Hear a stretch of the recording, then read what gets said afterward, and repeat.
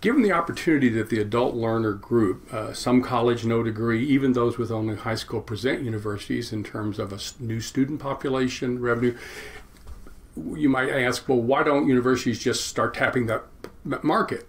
Well, it's like any business. When you begin to adapt to a new market, there's hard work that needs to be done you're not changing your core business. It's still delivering learning, delivering credentials, delivering degrees, but there's a lot of hard work that needs to be done. You need different kinds of student supports. These adults don't need the same kind of advising and wraparound services that a traditional high school student does.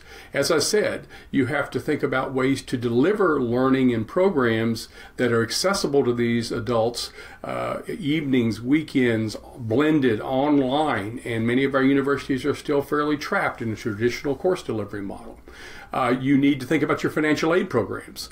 Most of our financial aid programs, institutional aid as well as the federal aid programs and state aid programs, are totally designed for the traditional student. They make it really difficult for adults to access financial aid.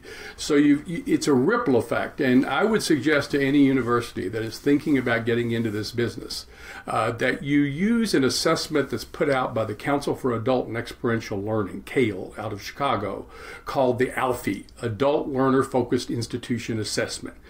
What's it all about? ALFE. And what that enables you to do is do kind of a self-assessment across all the dimensions of your university, from housing, financial aid, student supports, course delivery, and look at, and what you'll find, every university that uses that I've seen use that, and I've funded some to do that, you'll find some areas where you're doing, unbeknownst to you, you're pretty set up well for the adults. You'll find other areas you just hadn't thought about. I'll give you one quick example. I was working with some universities, and this was some time ago, but their student service offices, whether it's advising or financial aid, they opened at 8:30, they closed for the lunch hour, and they closed at 4:30 or 5. Now, when is an adult learner, and they didn't take appointments. It was just drop in. So, you know, for a normal student, what's their time worth? Just let them come sit till you're ready to talk to them. For adults, first of all, you need to have times they can get there, and secondly, they need appointments. They've got to be able to know that they can come in at 3:30, get what they need, and get out by 4:30 because they've got kids to pick up, they've got meals to prepare, they've got other things to do. So as it turned out with that university, they worked with their offices, and it was a win-win because many of the employees in those offices wanted flex time.